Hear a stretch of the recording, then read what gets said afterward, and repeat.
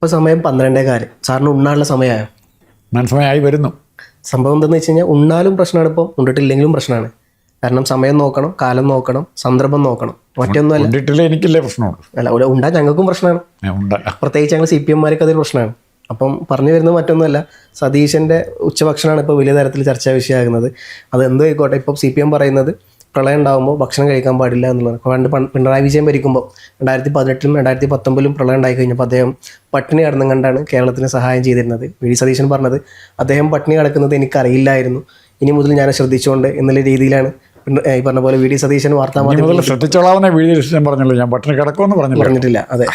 അപ്പം യഥാർത്ഥത്തിൽ പട്ടിണി കിടക്കേണ്ട ആവശ്യമുണ്ട്. ഇത്തരത്തിലൊരു പ്രശ്നം നടക്കുമ്പോൾ ജനങ്ങൾ മൊത്തം ഈ പറഞ്ഞ പോലെ വലിയ കഷ്ടതയിൽ അനുഭവിച്ചു പോകുമ്പോൾ പട്ടിണി കിടക്കണോ അതോ ഭക്ഷണം കഴിച്ചത് പ്രശ്നമാണോ? എന്താണ് സാറിൻ്റെ ഒരു അഭിപ്രായം? അല്ല, സതീശൻ്റെ നിലപാടിന് ഒരു വ്യക്തി എന്നുള്ള നിലയിൽ വിശപ്പ് വരുമ്പോൾ ഭക്ഷണം കഴിക്കണമെന്ന് ആഗ്രഹം വരും. പിടിച്ചു പറിച്ചാണെങ്കിലും മോഷ്ടിച്ചിട്ടാണെങ്കിലും കഴിക്കും. 3 മണിയായി അദ്ദേഹം ഭക്ഷണം കഴിക്കുമ്പോൾ എന്ന് പറഞ്ഞാലും അതിന് അദ്ദേഹത്തിന് ഒരു ഗ്രേസ് മാർക്ക് കൊടുക്കുക. അതുകൂടാതെ ഇന്നലെ വരെ കഴിഞ്ഞ ദിവസം വരെ സതീശൻ്റെ ഒരു മുഖ്യമന്ത്രി എന്നുള്ള സതീശൻ്റെ പ്രകടനത്തെ വിലയിരുത്തുമ്പോൾ ഞങ്ങൾ സുഹൃത്തുക്കൾ ഇരുന്ന് ചർച്ച ചെയ്യുമ്പോൾ 99 മാക്സിമം കൊടുക്കുക 99.99% മാർക്ക് വരെ കൊടുക്കാമായിരുന്നു. കാരണം താരതമ്യം ചെയ്യാണ്. പിണറായി വിജയനുമായിട്ട് താരതമ്യം ചെയ്യുമ്പോഴാണ് ഇത്രയും മാർക്ക് സതീശന് കിട്ടുന്നത്, പിണറായി വിജയനുമായിട്ട് താരതമ്യം ചെയ്യുമ്പോൾ. പക്ഷെ മറിച്ച് ഇപ്പോൾ ചോദിച്ചു കഴിഞ്ഞാൽ സതീശന് 100% മാർക്കും കിട്ടും. കാരണം സതീശനെ പറ്റി യാതൊന്നും പറയാൻ, സതീശൻ്റെ ഭരണപരമായ കാര്യങ്ങളെക്കുറിച്ച് പ്രകടനത്തെക്കുറിച്ച് യാതൊന്നും പറയാൻ CPM-ൻ്റെ ബൗദ്ധിക കേന്ദ്രങ്ങളിലുമില്ല, നേതാക്കന്മാരിലുമില്ല. അല്ല, അവരിപ്പോൾ ഒന്നുമില്ലാത്തതുകൊണ്ടായിരിക്കും അവർ പറഞ്ഞ പോലെ ഭക്ഷണം കഴിക്കുന്ന കാര്യങ്ങളും അദ്ദേഹം ഷൂസ് ഇട്ടോ എന്നുള്ള കാര്യങ്ങളും അദ്ദേഹത്തിൻ്റെ കാര്യത്തിൽ അദ്ദേഹത്തിൻ്റെ കുടുംബത്തിനില്ലാത്ത കെയറിങ് ആണ് ഇപ്പോൾ വി. ഡി. സതീശൻ്റെ കാര്യത്തിൽ പിണറായി വിജയനും അല്ലെങ്കിൽ LDF-നുള്ളൂ. അദ്ദേഹം എപ്പോൾ ഉണ്ടോ ഇല്ലേ, ഇപ്പോൾ ഒരു മുഖ്യമന്ത്രി കൃത്യമായിട്ട് ഭക്ഷണം കഴിക്കുന്നതെന്ന് വരെ അത്രയും കെയർപൂർവ്വം ഭയങ്കര ശ്രദ്ധാപൂർവ്വം കൊടുക്കുന്നൊരു പാർട്ടിയുടെ CPM മാറിയിട്ടുണ്ട്.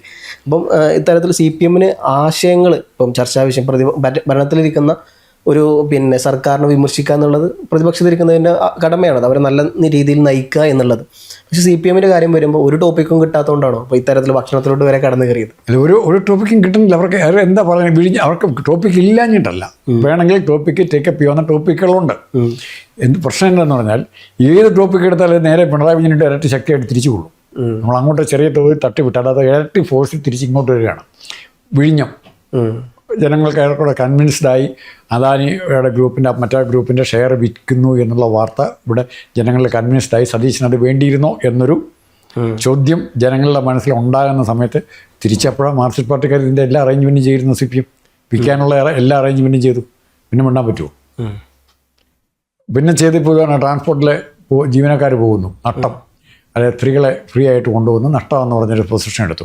അപ്പോൾ നഷ്ടമാണ് പ്രശ്നമെങ്കിൽ ആദ്യം പൂട്ടേണ്ടത് കേരളത്തിലെ സെക്രട്ടേറിയറ്റാണ്. കാരണം ഏറ്റവും കൂടുതൽ കേരളത്തിന് നഷ്ടവും കടവും ഉണ്ടാക്കി വെച്ചിരിക്കുന്നത് പിണറായി വിജയൻ്റെ കാലത്തെ സെക്രട്ടേറിയറ്റാണ്. അപ്പോൾ അത് പൂട്ടണോ? പിന്നെ PM ശ്രീയും PM ശ്രീയിൽ ഇവർ പോയി ശിവൻകുട്ടി പോയി ഒപ്പിട്ടതല്ലേ, വിട്ടാസ മധ്യസ്ഥനായതല്ലേ. ഇതെല്ലാവർക്കും അറിയാവുന്ന സമയത്താണ് PM ശ്രീയും പറഞ്ഞുകൊണ്ട് ഇവർ വരുന്നത്. അതുകൊണ്ടാണ് ഷാജിക്ക് പോലും ഡിഫെൻഡ് ചെയ്യാൻ പറ്റുന്നത്. അല്ലെ മുസ്ലിം ലീഗ് പിടിച്ചു നിൽക്കാൻ ഷാജിക്ക് പറ്റിയല്ല, PM ശ്രീയായിട്ട് ഒപ്പിട്ട് ഒരു ധാരണയിലെത്തിയിട്ട്. പക്ഷേ ഇതിൻ്റെ സതീശൻ്റെ ഭരണത്തെ വിലയിരുത്തുമ്പോൾ കുറേ പഴയ കഥ കുറച്ച് ആർക്കെങ്കിലും കുറേ പേർക്കെങ്കിലും അറിയായിരിക്കും, എന്നാലും പറഞ്ഞു കഴിയുമ്പോൾ ഓർക്കുന്ന ഒത്തിരി പേരുണ്ടാവും. ജഗജീവൻ റാം എന്ന് പറഞ്ഞൊരു ഡിഫൻസ് മിനിസ്റ്റർ നമുക്കുണ്ടായിരുന്നു.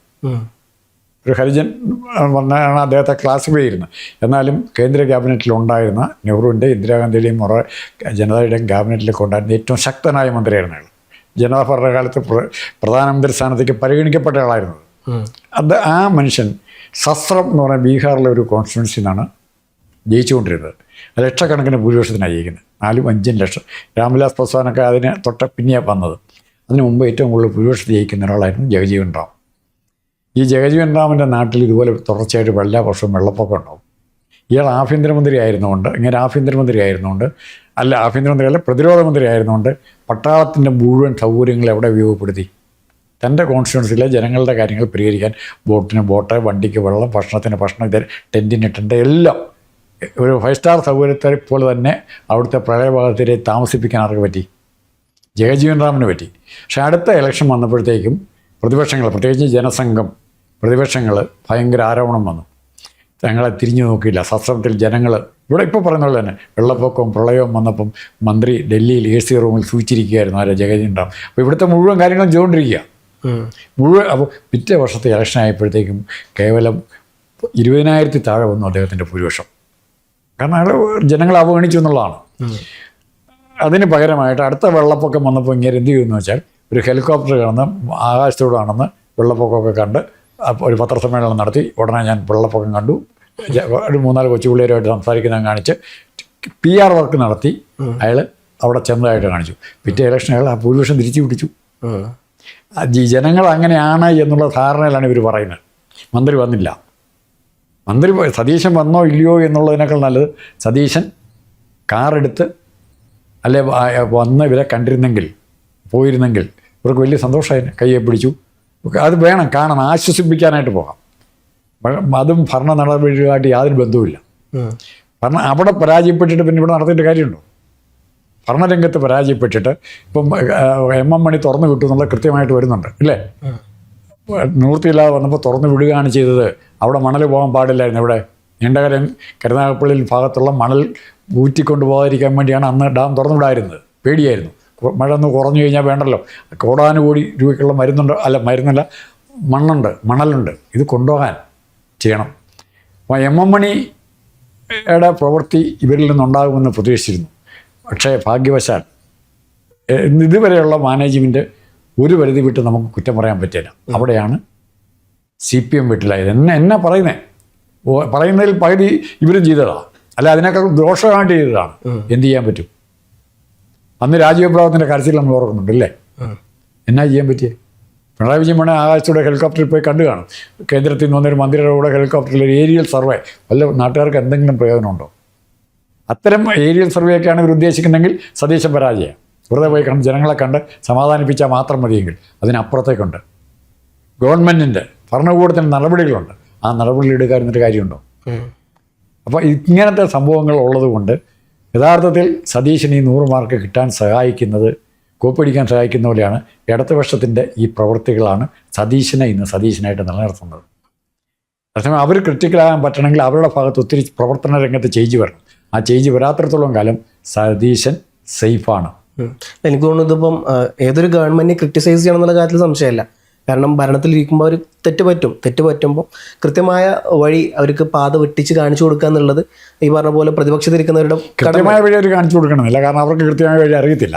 രണ്ടാമത്തെ കാര്യം, മറിച്ച് തെറ്റ് പറ്റിയെന്ന് പറയാം, തെറ്റ് കൊണ്ട് കാണിക്കാം. തിരുത്തേണ്ട മാർഗം സതീശൻ ആലോചിച്ചുള്ള കോൺഗ്രസ് ഗവൺമെൻറ് തെറ്റ് പറ്റി കഴിഞ്ഞാൽ ഏതും മീൻസ് ഞാൻ പാത്ത് എന്ന് പറഞ്ഞ ഉദ്ദേശിച്ചത് ഏത് വഴിയിലൂടെ നിങ്ങൾ പോകണം, ഇത് തെറ്റാണെന്നെങ്കിൽ then which is the true ഏതാണ്ട് സാധനം കിടക്കണം. അത് അവർക്ക് പറഞ്ഞു കൊടുക്കും. ഇന്ന വഴി നിങ്ങളെടുത്തത് തെറ്റാണ്, അവിടെ നിങ്ങൾ U-turn എടുക്കണം, ഈ വഴിക്ക് പോകണം എന്നുള്ളത് പറയാം. അതിന് അംഗീകരിക്കുന്നു. പക്ഷേ സതീശൻ്റെ കാര്യത്തിലൂടെ വരുമ്പോൾ ഒരു 6 മാസമെങ്കിലും ഈ പറഞ്ഞ പോലെ CPM കാത്തു നിൽക്കാമായിരുന്നു എനിക്ക് പലപ്പോഴും.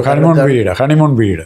അതെ, ഇതിപ്പം അവർ തുടക്കത്തിൽ തന്നെ സതീശൻ ഭരണത്തിൽ കയറി ആദ്യത്തെ ആഴ്ച തന്നെ CPM സംസ്ഥാന സെക്രട്ടറിയിൽ അവർ പറഞ്ഞ കാര്യങ്ങൾ സംസ്ഥാന സർക്കാരിന് ശ്വാസം എടുക്കാൻ പോലും അനുവാദം കൊടുക്കരുത്.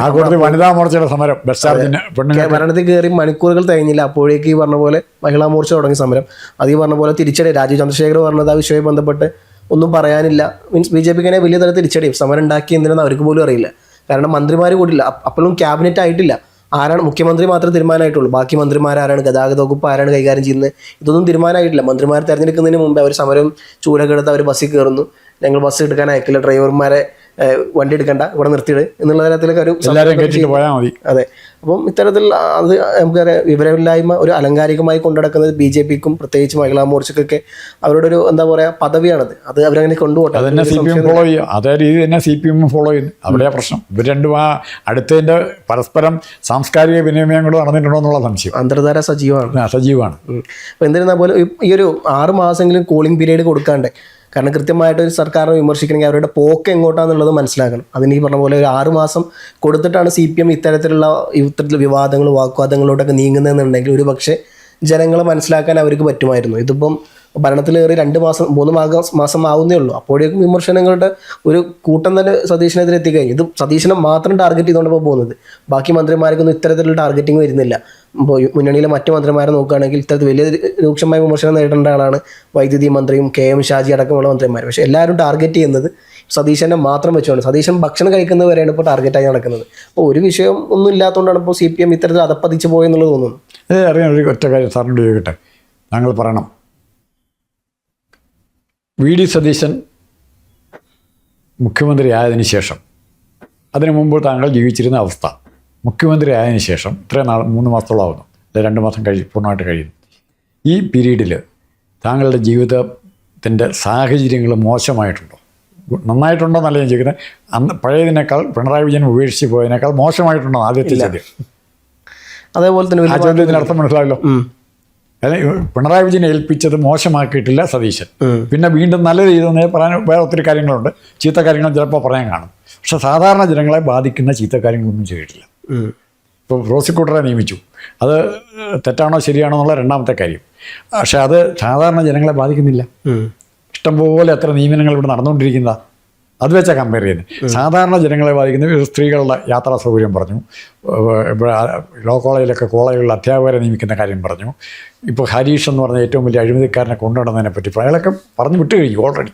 അപ്പം അങ്ങനെ ഒത്തിരി നല്ല കാര്യങ്ങൾ ഇങ്ങനെ വന്നുകൊണ്ടിരിക്കുക. അതിനിടയ്ക്കാണ് ഇവർ സതീശൻ ബ്രേക്ക്ഫാസ്റ്റ് കഴിക്കാൻ താമസിച്ച് പോയി, അല്ലെ ബിരിയാണിക്കകത്ത് കൂടെ എക്സ്ട്രാ ഇറച്ചി കഷ്ണങ്ങളൂടെ ഉണ്ടായിരുന്നു. ഇത്തരം കണക്ക് എടുത്തുകൊണ്ട് നടക്കുന്ന ഈ പന്നന്മാരെക്കുറിച്ച് എന്നാ പറയാനാണ്? ഏറ്റവും മര്യാദ ശുദ്ധമായ വാക്കാണ് ഈ പന്നന്മാർ. കാരണം അവർക്ക് അതുപോലെ രാഷ്ട്രീയമായ ചിന്താശക്തി എന്നൊരു സാധനമുണ്ട്, നമുക്ക് തിരിച്ചറിയാൻ പറ്റുന്നു. ചൂട് വയ്ക്കുമ്പോൾ ചൂടാണെന്നും തണുപ്പ് വയ്ക്കുമ്പോൾ തണുപ്പാണെന്നും അല്ലെ തൊട്ട് നോക്കുമ്പോൾ അറിയാം, ഐസ് കെട്ടലാണ് തീക്കെട്ടലാണ് തൊട്ടിരിക്കുക. അത്തരം വിവേചന ശക്തി പോലും നഷ്ടപ്പെട്ട ഒരു വിഭാഗമായിട്ട് CPM മാറി. അല്ലെ ഇടതുപക്ഷം, CPM എന്ന് പറഞ്ഞ കാര്യമില്ല, ഇപ്പോൾ ഇടതുപക്ഷം ഇല്ലെന്ന് പറയാം, മുന്നണിയൊന്നും ഇല്ലല്ലോ. അപ്പം CPM മാറി. അതിൻ്റെ ദുരന്തം കുറച്ചൊക്കെ നമ്മൾ എത്ര മാറി എന്നാലും ചിലപ്പോൾ മറ്റുള്ളവർ അനുഭവിക്കേണ്ടി വരും. ബന്ദിൻ്റെ രൂപത്തിൽ, ഹർത്താലിൻ്റെ രൂപത്തിൽ, കല്ലേറിൻ്റെ രൂപത്തിൽ. അത് ചിലപ്പോൾ കാത്തിരിക്കാം, വരാനിരിക്കുന്നത് എങ്ങനെയാണെന്ന് നമുക്കറിയില്ല.